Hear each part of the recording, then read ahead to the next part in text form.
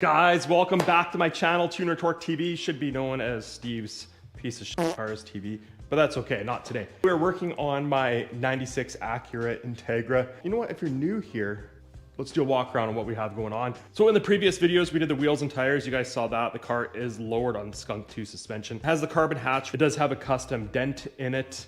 Interior-wise, the car does have pretty much brand new bride seats in it. They were put in here and then the car sat for 14 years, so I call them pretty well brand new. Let's have the shifter and boot we're gonna get done. The doubled in deck, I did find one. You can see how dusty it is. I did find it up on my shelf, so that's cool. I did swap the ECU out for a tunable ECU instead of the stock H22 one. The car is H22 swapped, I should have mentioned.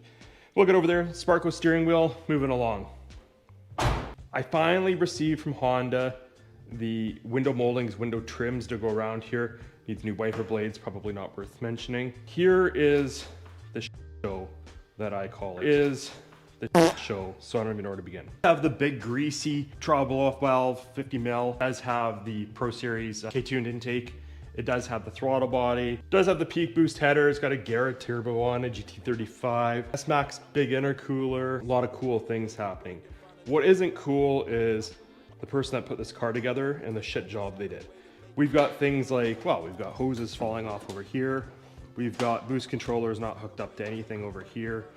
I don't even know what's going on there. I mean, they put the bolts in if it didn't screw it down, I don't know.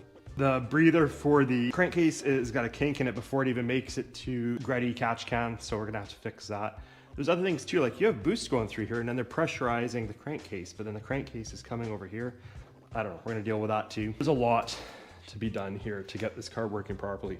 None more important than putting the bumper on. I bought the car without the bumper on it. And I thought at one point after somebody put the intercooler on here, that bumper was maybe installed at one point. I was mistaken. I just went back and as you can see here, this is the original photo from the ad. The bumper's not on the car. And I tried to put the bumper on last night at about midnight in the video before this. It wouldn't work and it's because the intercooler piping is hitting the bumper. So we're gonna have to do some trimming. I'm not a fan of that. One more cool thing. So this has an authentic spoon hood on it. However, the authentic spoon hood, like most Chinese, Japanese made things, is peeling. But that's okay, we can fix that, that's okay. Just all over the map here, it's like squirrel! I don't know where to begin today, but I think the one thing we're gonna do right away is adjust the clutch. Because whoever did the H22 swap, like everything else that's hack on this car, the clutch has to be adjusted because it does not go in and out of gear. You can get it in and out of gear if you turn the car off, but the clutch has no adjustment in it. It is pumping fluid, I just checked that right before I started this video. So it's just not pumping full travel. We're gonna adjust the clutch and then we're gonna move on from there. If you know me, you know I love Costco hot dogs and it's about to show. I gotta cram my Costco size ass into this carry-on baggage compartment here so I can adjust this clutch. All right, we're gonna take the, all right, I'll bring you with me here. What the plan is, we're gonna take that out. We're gonna spin that and make it a little bit longer. I was actually just playing, it's got quite a bit of free play. That's probably the issue. So we only need about a 1/4 inch. So we're gonna adjust that right there. You guys ever gonna do a 10-minute job and it turns into an 1.5-hour job? Again, it goes with what I was saying before. If you don't know what you're doing, you shouldn't be working on these cars or any car, or learn from somebody that knows what they're doing. Steve's rant of the day. I went to take the jam nut off and it was cross-threaded on. And I actually noticed before I even started that it looked a little bit cocked, but I'm also crammed into there so I didn't notice. And as I started to back it off, I could see that it was just turning really easy. So then I just took my screwdriver and I was able to like just move the nut. So that was fun. Anyway, clutch is adjusted. Moving on. So I think next now, what we're gonna do is close that. And we're gonna go over to the bumper dilemma. So here's the dilemma. See, I know the clutch works because I was able to move the car under its own power. I wasn't able to do that before. When I got the car, I was told that there's air in the clutch. But there's no air in the clutch. Anyway, here's the dilemma. The washer reservoir is broken. When my boy Donovan was unloading it, it bottomed out and broke. So I do need a washer reservoir. But for now, we're gonna just get the bumper on it so it's more aesthetically pleasing. Now, I'm pretty sure this car has never had a bumper on with the intercooler. And I say that because I'm pretty sure this pipe and the pipe on the other side are hitting here. And I'm gonna confirm that in a minute. But if that's the case, I really don't wanna cut this, but we can. I mean, obviously you can see it had fog, or it can have fog weights. The question is, how far back do we cut it? Could we end up with an ugly pipe sticking through after? I'm not sure. So I'm gonna play with it here, and I'll report back when I figure out what the plan is. All right, so it's 10 out of 10 hitting on these fog light holes. So I'm gonna trim them as much as I don't want to, and cut them out. I can't tell how much they're actually hitting by. I can just see they're hitting, but there's no way to actually see in there. But I put a piece of paper there in there, and I could not pull it out without ripping it. So they're definitely hitting. I'm gonna guess by a ½ inch or so. So hopefully the pipe doesn't protrude through the hole. I don't want that at all. If that's the case, I'm gonna have to rebuild a bunch of pipes. But we'll get her trimmed up here and go from there.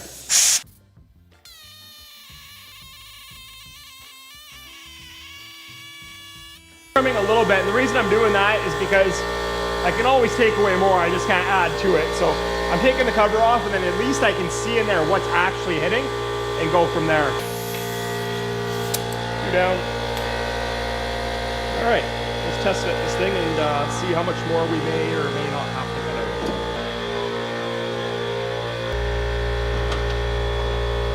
It's actually, it hits the back side of this grill that I didn't cut out. That. So I can take out the black and leave the silver. As long as it's strong enough, that would be pretty ideal. This. Across here. Across that one there.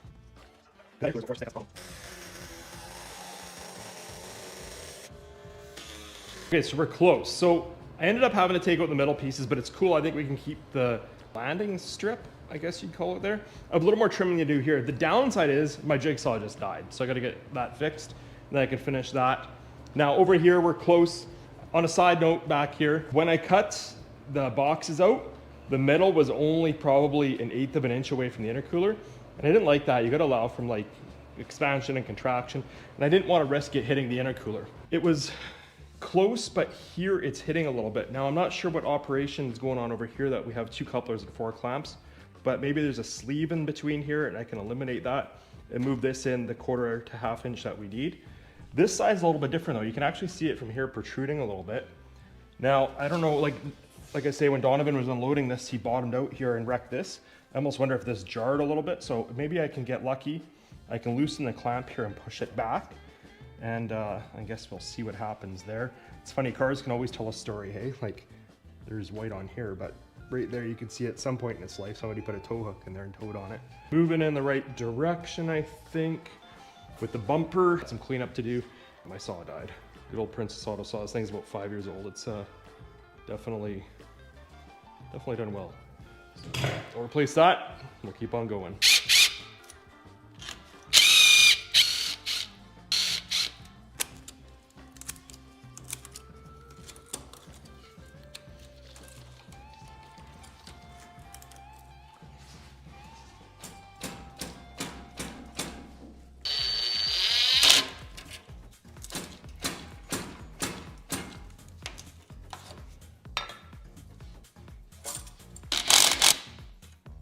Well, it's ugly, but I think it'll work for now. This side, I think, is gonna be okay. It sticks out a bit still. We'll address it after. This side now, I suspect we're gonna have too much in here, which sucks because I don't know anybody that welds aluminum, but we're gonna see. We're gonna back this off over here and see if we can twist it down. I definitely didn't want to move in, but if you look at it here, it's actually cocked out, which is hitting. So I think if I take a little bit out of here, and then I use that coupler from the other side, pull it together here, we should be golden.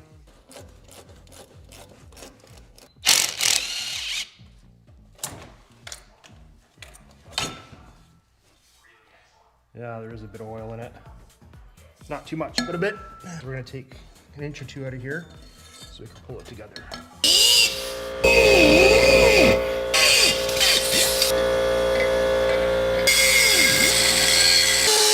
Okay, let's see if this fits now, and then we can go to Princess Auto and get a new saw. Let's see here. Well, inner fender's catching here a bit, but that's all right. This side looks good. 1/16 of an inch, if that. Well, you know what I like about working on Corvettes? I don't have to lay on the ground to put a turbo in. Actually, that's not true. My C5 twin turbo, I had to lay on the ground all the time. That is as tight as it's gonna get without rebuilding this pipe completely. So, let's see what happens here. Okay. It definitely has moved in quite a bit, so that's good. But I took a piece out of here, pull it this way, around this jug. So I'm hoping it doesn't affect the bumper now and mess up everything we did. Snug it down and see what we got.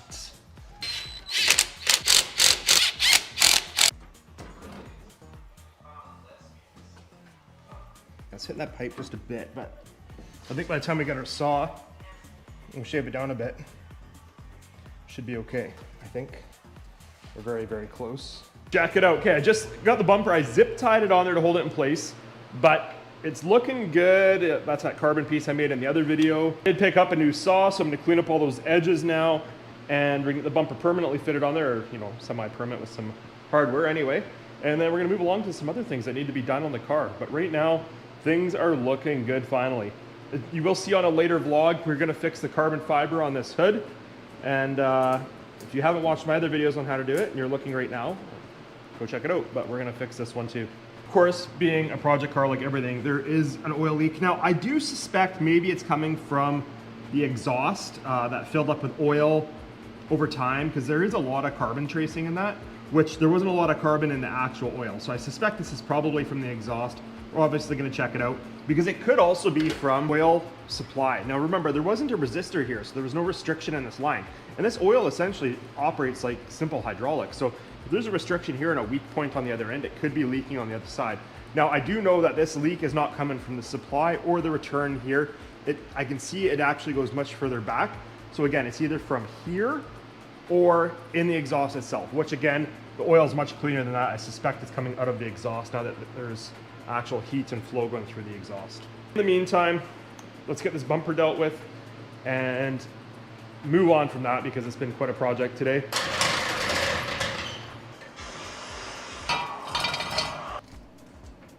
All right, let's see what we got with this oil leak first here.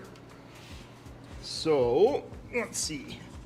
So we're definitely not coming from the drain.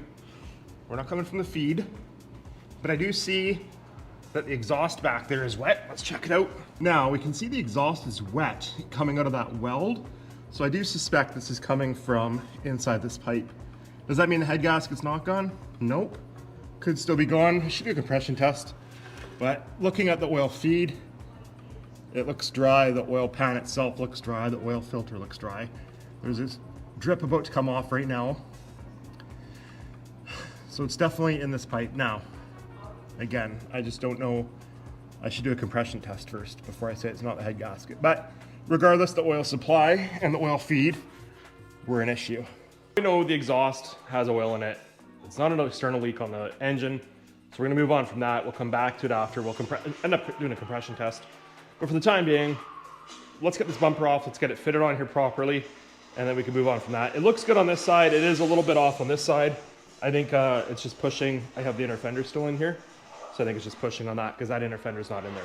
So let's see what we can come up with and wrap this end of the car up.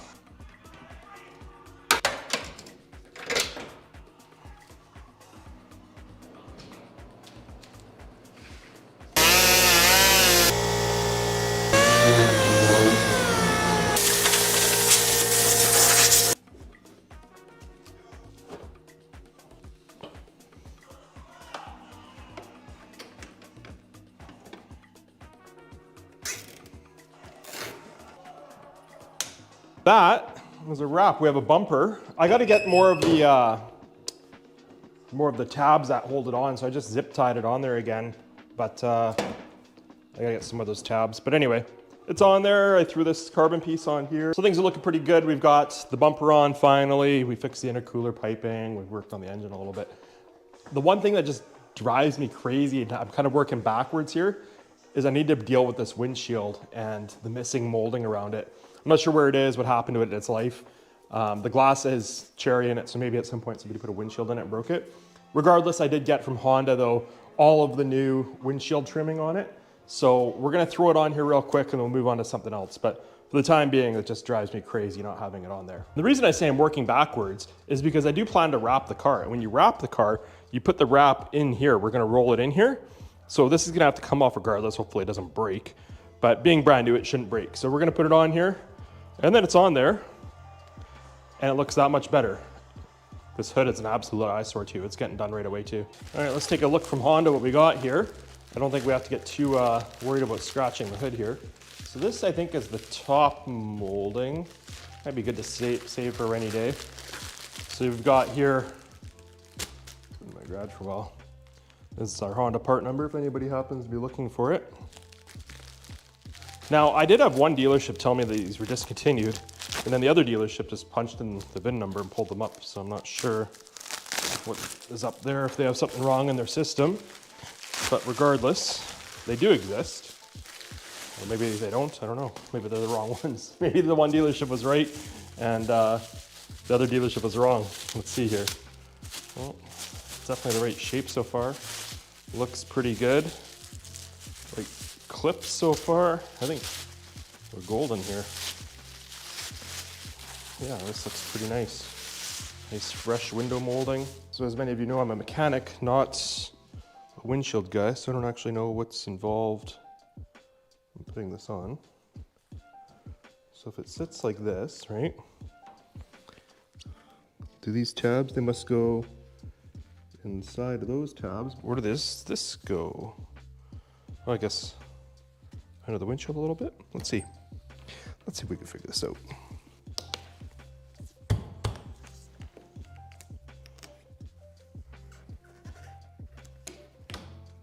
Whoosh. I keep thinking it's gonna break, but it's brand new. It should be plenty durable.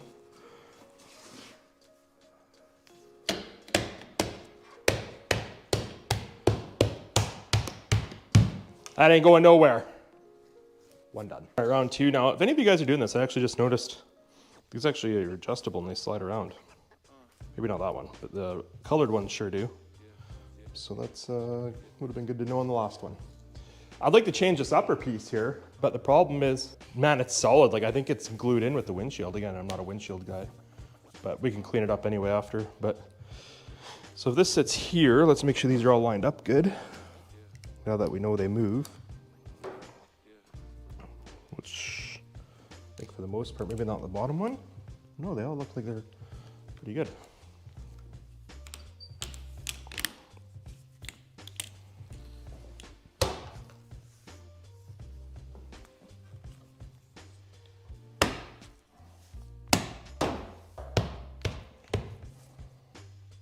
So that top one drives me nuts, but like I say, I'm pretty sure it's glued in there.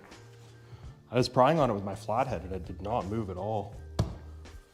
But either way, well, here's a new one. Oh yeah, there's no clips on that anywhere.